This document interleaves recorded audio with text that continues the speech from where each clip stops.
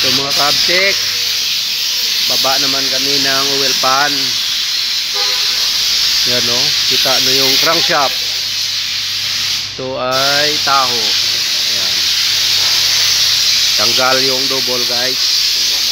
Ito yung sa axle. Ito sa axle. Ito yung sa steering. Tanggal yan. Tanggal steering, tanggal axle. Ito tanggal rin to yung sa oil cooler. Tapos tanggal yung oil pan. Yan, kasi may tagas. Yan guys. Mga kaabtik, bitik. Ayan guys. Dinamay na namin yung oil seal sa harap. Ayan guys. Ayan, malinis na. Tanggal yung water pump. Tanggal yung compressor. Ayan, yung bracket sa compressor. Ayan guys. Yan ay tulo. May leak siya sa harap at saka dito sa baba sa crankcase. Yan, tinanggal namin guys yung yan, power steering.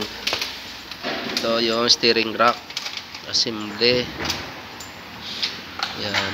Tapos ito yung oil pump.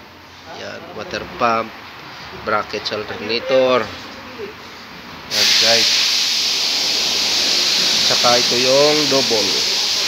Yan. Galamin yung double guys.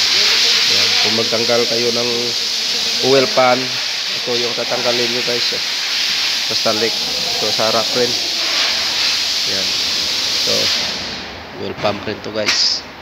Tanggal yan para malinisan. Pero babalik lang namin to. Tanggal lang to para malinisan namin ng maigi. Yan. Ito yung oil seal sa harap. Ito yung oil seal guys. Yan. Oil seal sa harap yan. Yan. Tapos ito yung sensor. Lagyan na namin ng kwanto guys, ng silicone. Silikonan na para isa na lang na baklas. Ito yung oil seal nyo guys. So, walang spring nyo. Yan. Wala siyang spring. Tulad ng mga Toyota na may spring. Yan. Yan. Yan guys. Thank you for watching. Yan, ito na yung oil pan. Yan, secondary at saka primary. Thank you guys. Bye bye.